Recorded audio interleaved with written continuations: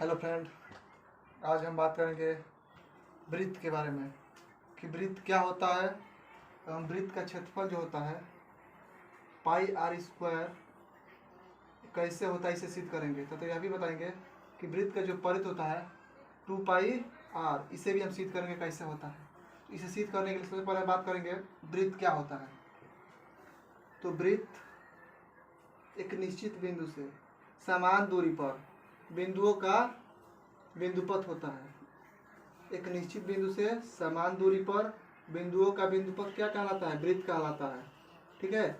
और देखिए, इसमें जो एक निश्चित बिंदु लिए हैं इसे वृत्त का केंद्र कहते हैं, और ये हमारे जो निश्चित लंबाई ले रहे हैं, निश्चित दूरी, इसे वृत्त की त्रिज्या कहते हैं। और इससे हमको एक निश्चित बिंदुओं का बिंदुपथ प्राप्त हो रहा है, इसे हम वृत्त का परिध कहते हैं। अब हम देखिए, मान लीजिए यहाँ ये हर जगह क्या है, लंबाई बराबर है, हर जगह समान होनी चाहिए। ये सभी आपस में क्या, मान लीजिए ये जो निश्चित लंबाई इस वृत्त के हम त्रिज्या बोलते हैं, रेडियस ऑफ सर्कल। ये हर जगह क्या होगा? आर होगा, क्योंकि बराबर है। देखिए यहाँ कुछ कोण बन रहा है, ये कोण, ये जो कोण हमारा है, ये कोण इस वृत्त की परिध पर, ये वृत्त की परिध की जितनी लंबाई है ना, इसे जितना कवर करेगा ये कोण, इस वृत्त की परिध की लंबाई को जितना कवर करेगा उससे बोलते हैं वृत्त का चाप। अब देखिए ये हमारा कोण है, हम जानते हैं कि वृत्त के सर्कल पर टोटल कितना सा कोण बनता है? 360। वृत्त के सर्कल पर टोटल कितना सा कोण बनता है? 360। और ये 360 है, ये वृत्त के टोटल परिध के लंबाई के बराबर, जितने टोटल की लंबाई बराबर है वृत्त की परिध की लंबाई के बराबर चाप कटेगा। यानी टोटल ये चाप, टोटल परिध किसके बराबर हो जाएगा? परिधि किसके बराबर हो जाएगा? चाप के। कब? जब कोण क्या हो जाए? जब कोण कितना हो जाए? 360। हम 360 को ऐसे तोड़ सकते हैं, 360 को 2 मल्टीप्लाई 180 लिख सकते हैं, 2 गुणे 180। हम 180 को क्या लिखते हैं? पाई लिखते हैं। 180 को हमेशा पाई लिखते हैं। अब देखिए हम एक सूत्र जानते हैं, कोण बराबर चाप बटा त्रिज्या। कोण बराबर चाप बटा त्रिज्या। देखिए हमारा चाप किसके बराबर हो गया है? परिध के। कब? जब कोण कितना हो जाए? 2 पाई। तो कोण का मैंने कितना रख देंगे? 2 पाई। चाप किसके बराबर हो गया? तो वृत्त के परिध, वृत्त के परिध। अब बटा त्रिज्या हर जगह है, आर है, ये यहाँ भागा में इधर आएगा गुणा में, तो वृत्त का परिध बराबर क्या हो जाएगा? वृत्त का परिधि बराबर हो जाएगा 2 पाई आर। इस तरह से हम लोग सिद्ध कर लिए कि वृत्त का परिध क्या होता है? 2 पाई आर। अब हम बात करेंगे वृत्त के क्षेत्रफल के बारे में। तो वृत्त का क्षेत्रफल प्रूफ करने के लिए सबसे पहले एक नया वृत्त बनाते हैं। और देखिए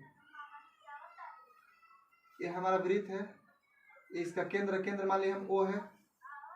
हम वृत्त को छोटे छोटे त्रिभुज के टुकड़ों में तोड़ देते हैं, अनेकों छोटे छोटे त्रिभुज के ऐसा तोड़ेंगे कि जो हमारा चाप है, ये कर्व है, ये एक भुजा की तरह दिखाई दे। ऐसे अनेकों त्रिभुजों में हम तोड़ देंगे। अब देखिए हम, ये हमारा एक आकृति मिल रहा है त्रिभुज जैसा मिल रहा है, तो हमने मान लीजिए ये ए है, ये बी है, तो इस त्रिभुज को बाहर निकाल देते हैं, ओ ए बी। ठीक, ये हमारा आर है। अब देखिए यदि इस एक त्रिभुज का हम ये क्षेत्रफल निकालेंगे, एक त्रिभुज का क्षेत्रफल, और इसी प्रकार सभी त्रिभुज के क्षेत्रफल को जोड़ देंगे तो हमको मिल जाएगा वृत्त का क्षेत्रफल। तो सबसे पहले इसका क्षेत्रफल निकालते हैं वृत्त त्रिभुज का। तो त्रिभुज ओ ए बी का क्षेत्रफल कितना होता है? तो हम जानते हैं 1/2 आधार अगुणे ऊंचाई होता है। अब देखिए 1/2 आधार हमारा क्या है? ए बी है। आधार क्या है? A B. और हमारा ऊंचाई क्या है? तो ये आर है, ऊंचाई आर है। इस प्रकार हमें ओ ए बी का क्षेत्रफल कितना मिल गया? 1/2 आधार गुणे ऊंचाई।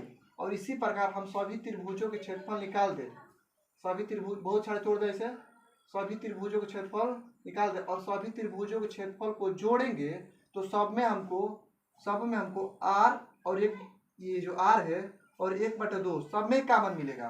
इन सभी त्रिभुजों के क्षेत्रफलों को हम जोड़ दें, सब में हमको क्या मिलेगा 1/2 और आर कॉमन मिलेगा। हमको बच जाएगा ए बी, मतलब इनका आधार का योग बच जाएगा। अब देखिए यहाँ लिख सकते हैं इस चित्र से कि वृत्त का क्षेत्रफल बराबर सभी त्रिभुजों के क्षेत्रफलों का योग। तब वृत्त का क्षेत्रफल बराबर सभी त्रिभुज, मतलब एक ये हो गया, ऐसे बहुत सारे आएंगे और सभी त्रिभुज हम बता दिए कि 1/2 और आर सब में क्या होंगे कॉमन, तो 1/2 और आर सब में क्या होंगे कॉमन, सब में बचेगा ये आधार हमारा, इन सब का योग बचेगा। तो क्या बचेगा ए बी, कह सकते हैं कैसे आधारों का योग हमारा का बच जाएगा, आधारों का योग। देखिए इन सभी आधारों के योग को हम जोड़ देंगे, ऐसे ऐसे जोड़ते चले, ऐसे छोटे छोटे त्रिभुज में सभी आधारों को जोड़ते चले, ये हमारा आधारों का योग वृत्त के परिधि के बराबर हो जाएगा। यानी आधारों का योग किसके बराबर हो जाएगा, वृत्त के परिधि। तो 1/2 गुणे आर और वृत्त का परिधि निकाले हैं, आधारों का योग किसके बराबर हो जाएगा, वृत्त के परिधि। अब वृत्त का परिधि कितना होता है निकाले ऊपर 2πr, 2 से 2 कट जाएगा, क्या बचेगा πr²।